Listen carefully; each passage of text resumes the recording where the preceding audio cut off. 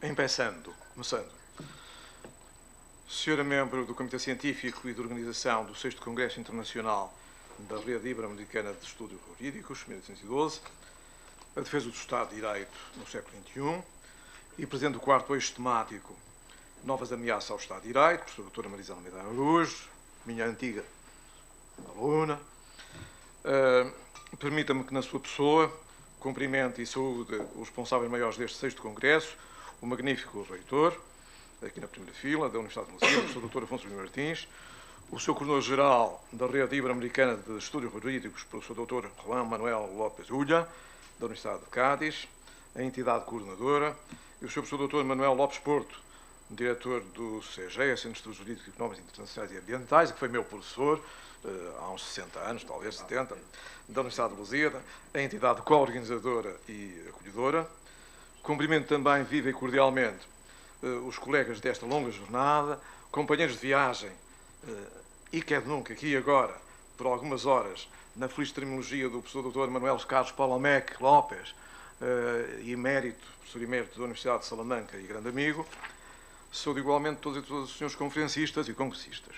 Meus senhores, seja-me permitido iniciar a minha intervenção só com uma nota, para dizer que não vou, nem tinha competência para isso, discorrer ou dissertar sobre os 213 anos da Constituição de Cádiz, promulgada em março de 1812.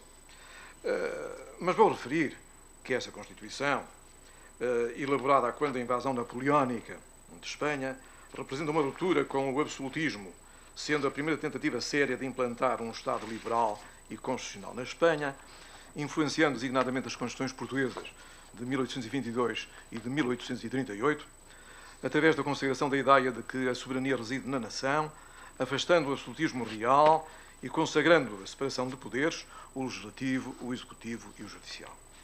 A Constituição de Cádiz de 1812 é, pois, um marco de transição entre o ancien regime e o moderno Estado liberal. Dada esta nota, vamos então ao tema anunciado pela sua professora e presidente da mesa: dignidade e trabalho, a nova escravatura, ameaça ao Estado de Direito. Não obstante a voz flébil, porque a idade não perdoa, mas também não discrimina, vou exercer o direito à liberdade de expressão dentro do tempo regulamentarmente imposto pela senhora Presidente.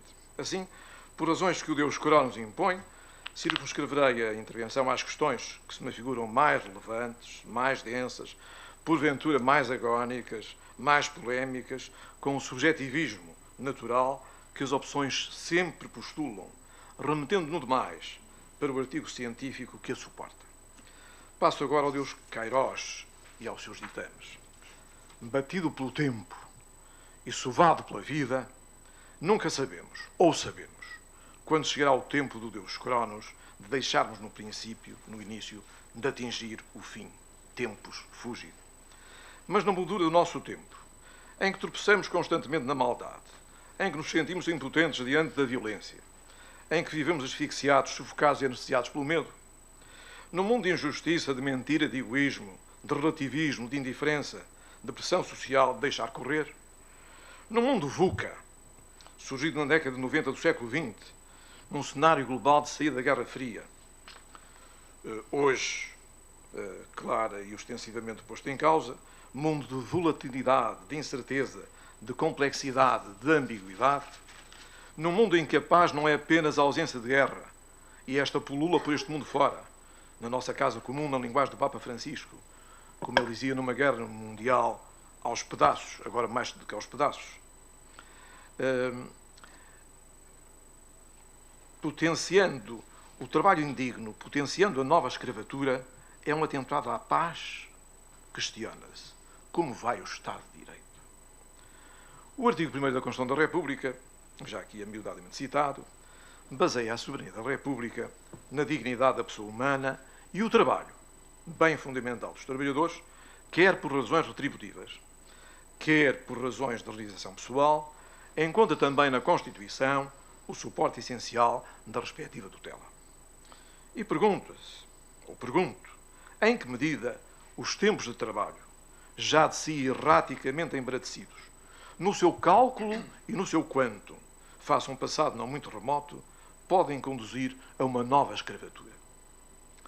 E qual a influência, nomeadamente, da inteligência artificial, hoje aqui já abordada, mas que eu não posso pôr de lado, rumo a um possível trabalho indigno e na caminhada para a rarefação de postos de trabalho, no percurso para um eventual aviltamento da dignidade e do trabalho. Como poderá vir a desmoronar-se, a demonstrar-se? É fácil constatar e concluir, dependendo das hipóteses de respostas que às questões colocadas sejam dadas, que as mesmas podem ameaçar, aviltar e mesmo violar o Estado de Direito. Trago-vos, senhoras e senhores conferencistas e congressistas, uma reflexão sobre o novo direito do trabalho, num tempo marcado pela revolução digital e pelo seu respeito, ou desrespeito, pelos princípios fundadores do Estado de Direito. O novo mundo laboral digital. Estamos, in caso, perante uma mudança de paradigma. Muitas vezes, amiudadas vezes, o trabalhador, por exemplo, já não entra e sai de uma fábrica. Ele entra e sai de plataformas, de aplicações, de ambientes virtuais. Estamos perante o mundo novo do trabalho, que alimenta o novo direito do trabalho. Já há vários tratados sobre o novo direito do trabalho. Onde emergem o crowdwork online, uma espécie de face oculta da lua, e o crowdwork offline, a gig economy, o metaverso, aqui há bocado referida apressadamente, mas que era uma promessa, a gamificação, o controle digital e remoto da atividade. As fronteiras entre tempo de trabalho e tempo de descanso esfumam-se ou dissolvem-se. Os jovens são lançados em formas de trabalho on demand, como em apps de entregas de bens ou microtarefas digitais, com remunerações baixas, controle constante e com insegurança absoluta, com a prática proibida pelo artigo 129, número 1, a linha H do Código de Trabalho, do Truck System, e muito trabalho não retribuído, como os tempos de espera. Este cenário conduz a uma inquietante coisificação ou reificação do ser humano, podendo-se perguntar se, perante a sua nudez digital, para o trabalhador conseguir um emprego, não terá de mudar de identidade digital, criando um novo homo numéricos. Com a coisificação, o trabalhador não é mais sujeito de direito, mas um recurso, uma mercadoria, um avatar algorítmico em permanente avaliação. E criaram-se as castas laborais, fazendo lembrar os alfas e os betas de Aldous Huxley, no Brave New World, traduzido para português, não para castelhano, o Admirável Mundo Novo, de 1932, e a que Teresa Coelho Moreira chama o abominável Mundo Novo, em que numa never-ending story somos levados a perguntar se o direito não estará já a caminhar de uma sociedade digital para uma outra, bem mais preocupante, a sociedade da vigilância. A reificação do trabalhador, a que fizemos referência, representa uma nova forma de escravatura moderna, disfarçada de flexibilidade, revestida de inovação, mas estruturada na precariedade, na opacidade e na violação da dignidade humana. A Organização Internacional do Trabalho tem alertado em sucessivos relatórios para o risco de desproteção dos trabalhadores digitais, desaparecimento da negociação coletiva, aumento das desigualdades.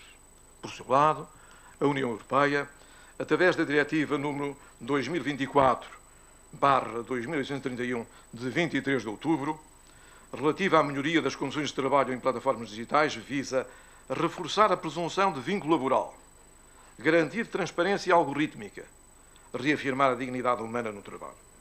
Vejamos agora uma referência à jurisprudência de Esperança. O Acórdão do Supremo Tribunal de Justiça, português, claro, de 28 de maio deste ano, faz amanhã um mês, no caso da plataforma Globo, reconhece a existência de contrato de trabalho por tempo indeterminado e com efeitos retroativos aos trabalhadores que procedem a entregas. Denuncia a falsidade da pretensa autonomia contratual. Afirma o princípio da prevalência da realidade sobre a forma. Este já não é o primeiro acórdão, há um acórdão de 15 também de maio, que já está nesta linha.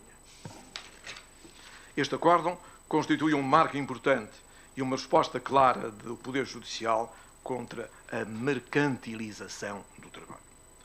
A nova escravatura mais velha convoca-nos para a violação dos direitos fundamentais dos trabalhadores e que, à luz do artigo 18 da Constituição da República Portuguesa, são self-executing, usando a dita Wirkung, direitos particularmente trucidados, de elevada precariedade, informalidade e onde se verifica uma presença maciça de migrantes que mereceram trabalhos notáveis do professor Dr. Juan Manuel López Ulla, Coordenador-Geral da Rede Iberoamericana de Estudos Jurídicos de 1912, da Tirant Loblanche, Políticas Migratórias de Direitos e Valores, migrantes como na agricultura intensiva, na construção civil, no trabalho doméstico, na restauração, setores onde se registram situações graves e sistemáticas de exploração, com tempos de trabalho dificilmente contidos nas horas que o dia comporta, a fazer lembrar os primórdios da industrialização, alojamentos indignos, salários de miséria em atraso ou, pura e simplesmente, com falta de pagamento da retribuição, em rota de colisão hedionda com a Constituição da República, em ameaça, mais que ameaça, ao Estado de Direito. Trata-se de situações, muitas vezes, de difícil visibilidade, cuja tolerância institucional representa, como disse, uma erosão dos compromissos constitucionais. Há, pois, direitos fundamentais dos trabalhadores em risco. E das situações apontadas, não temos dúvidas que múltiplas vezes o Estado de Direito é, como estava a tentar dizer há pouco, não apenas ameaçado, como concretamente violado. O Estado de Direito, como disse, é um dos pilares fundamentais da Constituição, suportando-se, além do mais, inter alia, na dignidade da pessoa humana e no trabalho, como fator de realização pessoal e social. O silêncio legislativo, soluções legais dúbias, a equivocidade dolosa do legislador são motivos de forte e aturada reflexão, e ainda mais no século XXI, século turbulento e bélico, e que apressado passa. De facto, permitir novas formas de escravatura em nome da tecnologia é negar os alicerces do constitucionalismo democrático. Este 6º Congresso é um espaço de afirmação do direito como instrumento de civilização. E entendi, perdoe-se-me, também, que este era o tempo e o espaço para denunciar fundamentadamente, o artigo dirá muito mais, a violência invisível da era digital, assim protegendo os mais frágeis, reafirmando a ontogénese, o ADN do direito do trabalho, a sua ideologia, a sua ratio essendi. Porque onde se normaliza a escravatura, cai o Estado. E onde se nega a dignidade, sucumbe o direito. Estado de Direito. Classificar como ameaça, violação, afronta ou atentado ao Estado de Direito talvez não seja o mais importante. O que mais leva, salvo melhor opinião, é reconhecer que é preciso identificar casos, como os da economia informal paralelo-subterrânea, a atingir cerca de 30% da economia portuguesa e 15% dos trabalhadores. O que fazer? Essa é a grande questão. Dankeschön.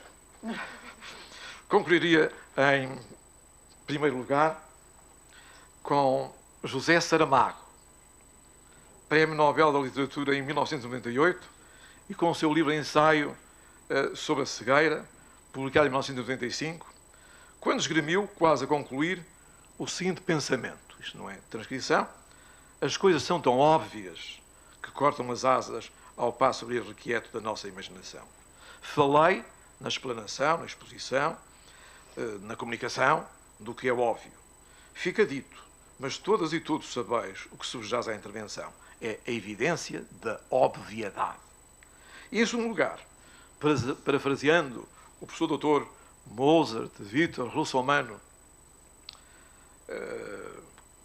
que foi professor na Universidade de Pelotas, no Rio Grande do Sul, depois de ter doutorado na Universidade do Rio Grande do Sul, e foi professor também em Brasília, velho amigo, com quem não posso conviver já desde 17 de outubro de 2010, e que foi presidente do Conselho de Administração da Organização Internacional do Trabalho por 2 vezes e presidente do Supremo Tribunal do Trabalho do Brasil, parafraseando na jornada de clausura de encerramento, nas 10ª jornadas, o reitor desculpará, das 10ª jornadas luso-hispano-brasileiras de Direito do Trabalho, realizadas na Universidade de Lusíada, no Porto, no mês de maio do ano de 1999, e onde contei com a presença também do distinto académico e bom amigo, o professor Dr. Manuel Alonso Olea, catedrático que foi da Universidade Complutense de Madrid, e mérito depois, um dos 44 membros de número 22, da Real Academia de Ciências Morais e Políticas, dizia o professor Russomano. Professor, vou pedir só, se puder concluir rapidamente. Meio minuto, obrigado. Disse-vos coisas velhas e coisas novas. Compete-vos agora ajuizar quais são as melhores, se as velhas ou as novas. Acrescento, no entanto, que o juízo do que eu referi não é para ver-se quais são as melhores, mas certamente quais são as piores. Isto pode ser trágico, dramático, horrendo, e coloca no banco dos réus o título desta intervenção: Dignidade de Trabalho, a nova escravatura. Ameaça o Estado de Direito. Como disse, a paz não é apenas a ausência de guerra. As condições de trabalho indigno, a nova escravatura são um atentado à paz e, consequentemente, ao Estado de Direito. Lembro o capítulo 13 do Pacto de Versalhes, que pôs termo à Primeira Guerra Mundial, juridicamente, e que é a Carta Constitucional da OIT. E também a Declaração de Filadélfia, de 1944, consagra que o trabalho não é uma mercadoria. Cuide-se o Estado de Direito. Disso, muito obrigado pela sua consideração.